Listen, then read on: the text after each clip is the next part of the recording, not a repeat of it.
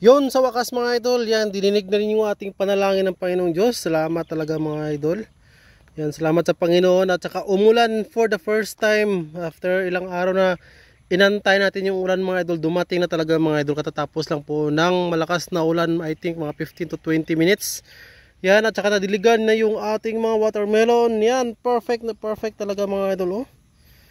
Wow, yung iba na ano pa yung dahon dahil malakas din ang hangin kasabay ng pagulan. Yan, at saka salamat talaga mga idol. Yan, so meron na tayong mga bunga mga idol. Oh. I think mga 15 ng October, December, harvest na po natin ito siya mga idol. So mga mahigit 2 kilo na po ito. Yan. Saka meron pa, marami pa ito. Mga nag-start pa lang lumaki. Yan, higit 2 kilo dito siya mga ganito mga idol na size. Yon, sa wakas talaga mga idol. Yan. Ang schedule po namin ngayong hapon po, sana I think mag-alas 3 na po ng hapon, is magdilig po talaga ng mga watermelon natin. Kasi magwa-water pump po kami, and then yung mga tubig sa kanal yun ang ilalagay natin sa mga puno ng watermelon. Yun nga lang kasi umulan. So isa pong malaking tulong yung pag-ulan ng malakas dito mga idol. Kaya po ngayon maliban po sa nalamigan yung ating mga pananim, nadiligan yung mga puno nila, iwas trabaho din po sa atin kasi it takes mga 4 hours para madiligan po lahat-lahat ng ito mga idol na mga watermelon natin. Sobrang dami kasi I think nasa 400 grams po ito. 500 grams kulang-kulang yung ating seedless. Tapos 100 grams yung sweet Venus natin. 100 grams din po yung ating sweet 16 na watermelon variety. Yan o. Yan. So kung matingnan, kita nyo yung mga dahon nila.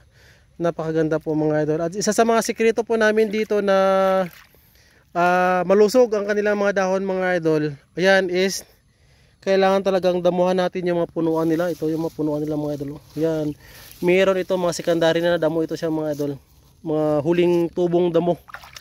Yan. Pero first, yan, nadamuhan na po natin sa mga idol. Pero at least hindi siya ganyan ka daming dumi. Ang kaganito. Damo. Yan. Yun lang yung mga damo-damo niya mga idol. Kaya po nag-plastic mulching tayo. Kung makita nyo po, oh, sobrang lusog pa ng mga udlot nila mga idol. Wow. At the same time, kahit hindi na po tayo nag-pollinate, oh, parang tutuloy pa. Magbubols pa po ito siya mga idol. Yan. Sobrang dami. Mga bunga, oh, hindi lang talaga makita mga idol. Oh. Yan. Isa din sa mga secret namin dito mga idol is yun pag-maintain ng fungicide. Usually mga idol 4 to 5 days.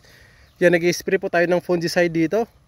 Yung kanal po mga idol, pangatlo po is nag-spray po tayo ng herbicide. Yan, bago pa man gumapang yung pakwan natin dyan, nag-spray po tayo ng herbicide dyan para paggapang ng watermelon natin o pakwan, wala na pong tutubong damo. Kaya mga idol, oh, medyo malinis. Yan, kung makita nyo po, halos hindi na po makapenetrate yung damo sa gitna sa ganda ng kanilang mga dahon. Yan, so maintaining, ang pang-maintain po natin sa dahon is yung foliar fertilizer. Ginagamit natin yung Primo Plant Booster foliar fertilizer. Padami din po yun siya ng mga bulaklak at saka balls mga idol, mga bunga. So makita nyo yung mga dahon, kaganda ng mga dahon, no? Oh, yan, oh. Wow, kaganda talaga ng mga dahon ng ating watermelon. Halos wala kang makitang damo sa gitna. Sa sobrang lusog ng mga dahon niya mga idol. Yan. Hindi lang talaga makita sa loob yung mga bunga, oh. Kung mapansin mo, kung nasa camera halos hindi makita yung mga bunga niya. Yan, oh, mga bunga. Bunga ng ating watermelon. Yan. Ganun din dito sa kabila mga idol. Yan, nasa gitna lang talaga kasi matakpan ng mga dahon kasi. So ito mga makapal na dahon, yun din yung mga nagsisilbing protection para hindi po ma-sunburn yung mga bunga ng ating watermelon. Ayan. So first po is nagdamo po tayo. Second po is magweeding po tayo sa punuan mga idol. Yan, tips, 4 na tips. Third po is mag-apply po tayo ng herbicide like dito sa kanal and dito bago pa man gumapang yung ating watermelon. And fourth po na tips natin mga idol para gumanda yung ating watermelon is syempre dapat mag foliar fertilizer po talaga tayo mga idol. Yan. Maintain po yan siya para gumanda yung mga dahon ng ating watermelon. Yan.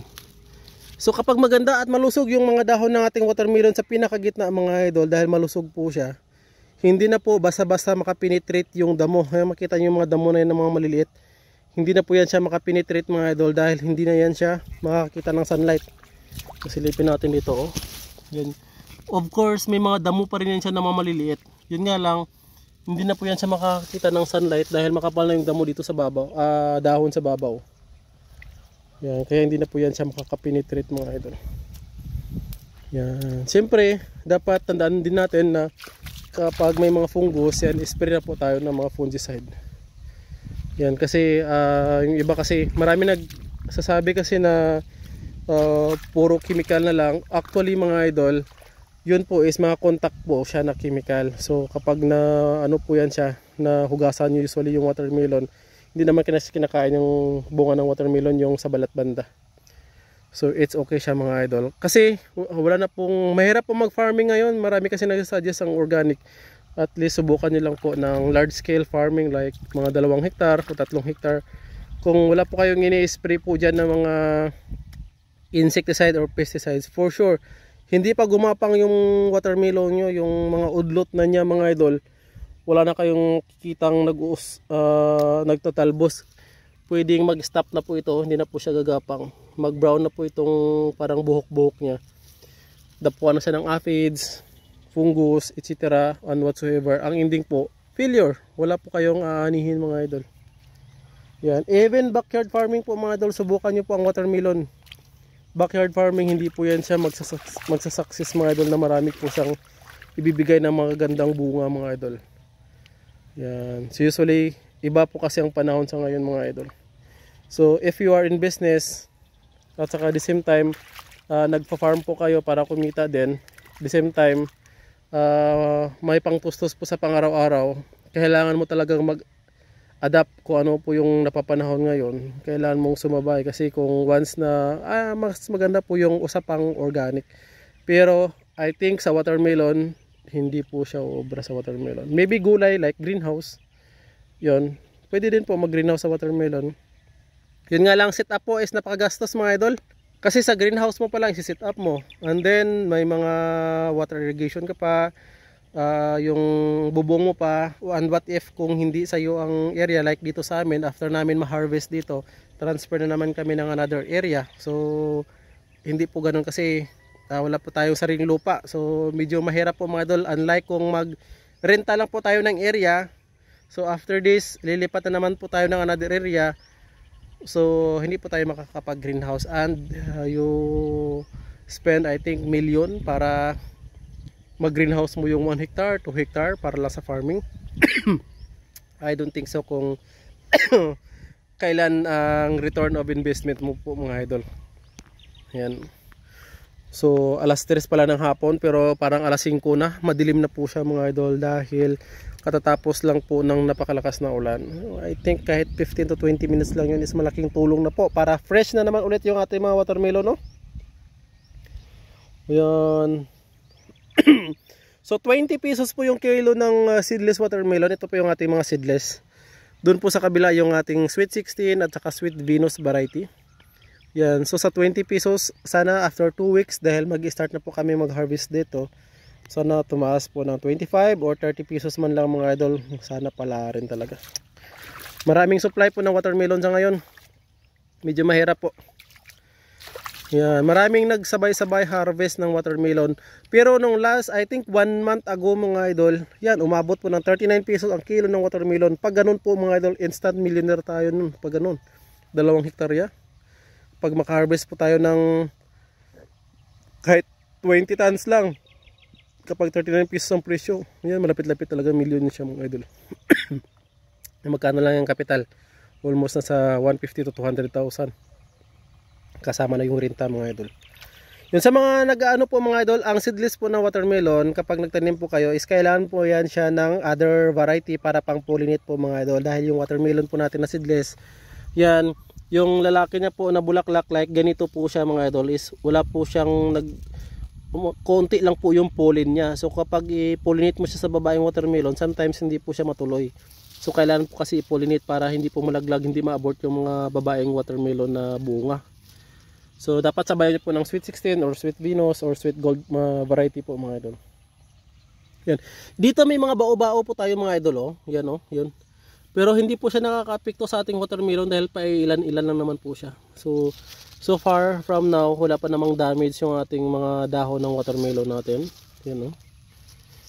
Yan, napakaganda. Yung mga udlot niya is matataba pa yung mga udlot niya. Yan. Pero hindi din po natin siya kailangan patabain yung watermelon mga idol kasi ma-abort niya po yung kanyang mga bulaklak at saka mga bunga kapag nasobrahan din naman po ng pataba. Sakto lang po talaga mga idol, dapat balance po siya. Like ganito. Yan, maganda siya. So hindi lamang dyan. So kung mapansin nyo po mga idol, halos wala pong nakapenetrate na damo dito sa ating watermelon. Isa po kasi mga idol ang makapagpahina sa bulaklak at saka bunga ng watermelon kapag marami pong damo. Dahil once nag-apply po tayo ng foliar fertilizer and then punta lang din sa damo yung spraying natin. So sayang, ang damo po ang lulusog dyan mga idol. Pinakauna talagang lulusog before pa man ang watermelon. So pag ganito mga idol, mag-spray po tayo ng foliar fertilizer dito na Primo Plant Booster, fungicide man or some insecticide. So ngayon kasi hindi pa tayo nag-apply ng maraming insecticide. Yung pinaka mahina lang na insecticide ang ating ini-spray dito dahil wala pa naman tayong mga insektong nakikita na nag-infest dito mga idol. So fungicide lang ating mini-maintain dito. The same time yung Primo Plant Booster, kaya medyo hindi siya gaan kalakas ang ating expenses dito compare sa mga nauna natin na failure po tayo mga idol. Nalugi po tayo I think ng 100,000 yung 5 hektarya po namin. Hininaka po yung makina namin, pinakauna-una naming watermelon farming. Yun kasi marami po siyang damo, the same time tag-init, the same time hinakaw pa yung water pump, the same time marami pong aphids, marami pong trips.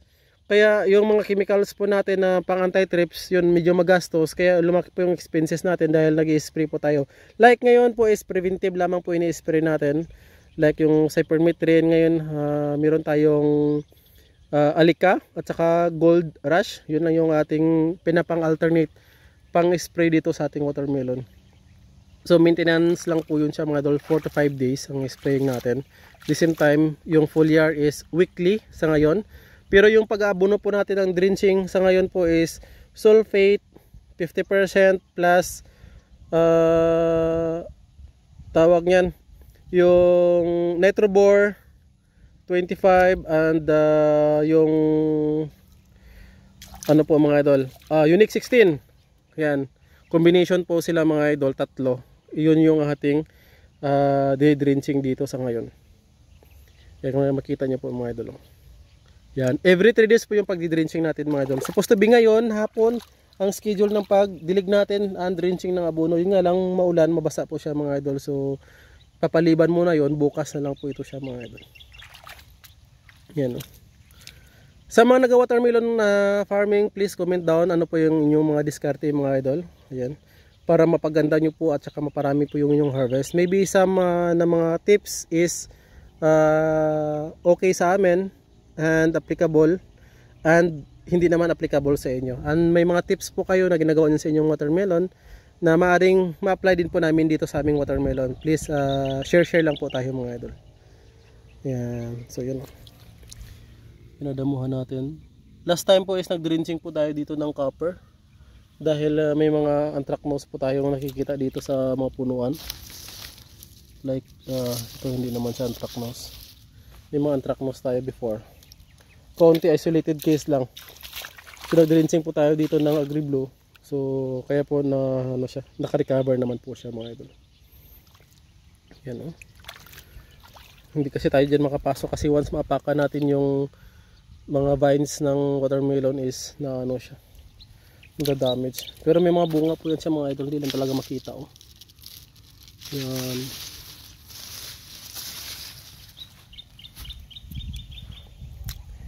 Yun, balik tayo dito. Yan, so hapon na talaga mga idol, malamig na. So, sana po mga idol is swertein po tayo dito, hindi lamang sa harvest. Usually kasi mga idol, isa sa mga dahilan kung bakit nafi-failure po yung mga farmer kagaya po namin is maganda yung production natin, magandang harvest, marami tayong harvest. Pero kapag ang presyo naman po is lugi, so tagilid, maliit ang gross income, tapos ang expenses mo medyo magkalapit. So kakaunti yung ginansya natin. Pero kung mahal po ang presyo like 25 or 30 pesos yung watermelon sa kuha sa area, it's a good price po mga idol. Wag lang po talagang bumaba ng 20. Pinakasagad na po yung 20 na presyo like ngayon po mga idol ha. Medyo maliit lang po ang kikitain natin kapag during harvest natin is yung 20 pesos ang kilo ng ating watermelon. So please do comment below mga idol kung magkano yung presyuhan ng watermelon sa inyong lugar. Yung farm gate price mga idol ha, and pwede din po kayong mag-comment mga idol kung magkano yung presyuhan sa palengke po ninyo mismo mga idol. Dahil halimbawa ganito, yung aming watermelon dito kasi 20 pesos ang 4 na kilo and above. Pag mag 3 kilo, mag less than 4 kilos po yan siya mga idol, meaning 3 to 4 kilos, 16 pesos na lang po yung presyuhan yan. So 4 pesos po per 1 kilo na minus. So 4 kilos and above is 16 pesos, 20 pesos. Less than 4 kilos is nasa 16 pesos, meaning 3 to 4 kilos. Kapag 2 to 3 kilos naman po mga idol, is nasa 12 pesos na lang po mga idol. So kung bumili po kayo ng watermelon na 2.5 kilo or 2.9 kilos, ang bigat niya po mga idol ha, ang presyuhan lamang po yan sa dito sa aming farm is nasa 12 pesos lamang kapital. Pero kapag binili nyo po doon mga idol sa palengke, kung magkano yung pakwan ba 40 pesos per kilo, 40 din po yung babayaran nyo. Pero sa amin mga farmer, iba po ang presyuhan. Habang lumiliit din po yung presyo. Kapag bumili ko po kayo sa palengke, pag sinabi nyo watermelon 50 pesos per kilo, maliit man or malaki, 50 pesos talaga yung binibigay ng mga buyer. Kasi meron din po naman talagang mga perishable like masira yung watermelon. Pero more on ginansya po talaga mga idol. So wala po tayong magagawa dahil medyo alanganin naman po mga idol na halimbawa kaya tayo mag-harvest, tayo mag-market. So medyo mahirapan po tayo kasi may mga suki-suki po silang dinadrop. Hindi po natin lahat-lahat maibenta lahat nito mga idol. So wala na po tayong panahon ulit dito para i-maintain yung mga natitirang mga bunga. So doon po tayo nahihirapan mga idol kapag ang farmer mismo mag-direct sa market. And the same time, na-encounter din po namin mga idol na nag-direct po kami sa market. Pagdating po doon sa market, tinanggihan ng magandang presyo yung produkto mo. Like halimbawa watermelon mo is 20. So pagdating mo doon is bibili na lang ng 18, bibili na lang po ng 19 dahil dala mo na po. So alanganin mo na pong ibalik sa farm. Kasi sabi nila ay bibenta niya yan dahil wala siyang buyer. Tapos mura lang ang presyo naman ngayon. Bumagsak na, kaninang umaga lang bumagsak. Actually kahit hindi bumagsak, sabihin na bumagsak po ngayong umaga, naging 18 na lang po. Para maibenta mo ng 18, even 20 pesos ang running price. Kasi sabihin nila, ang thinking kasi ng mga trader, yung mga marunggis sa trader is dala mo na yung watermelon mo, gumastos ka na sa tracking. So kung ibabalik mo pa, negative ka na. So medyo ganoon ang disadvantage po sa aming mga farmer kung kami na pong direct doon. So I think hayaan din natin silang makaginansya. So wag lang tayong abusuin talaga mga idol. And siyempre, win-win situation din kapag natulungan tayo nilang maibenta, mabili yung ating mga produkto. Okay naman po yun siya mga idol. Yun nga lang, wag lang po sana yung mga barat na buyer talaga mga idol. Yan, at saka tapusin muna natin yung ating video mga idol dahil andyan na naman po yung ulan. Sige, okay lang, umulan.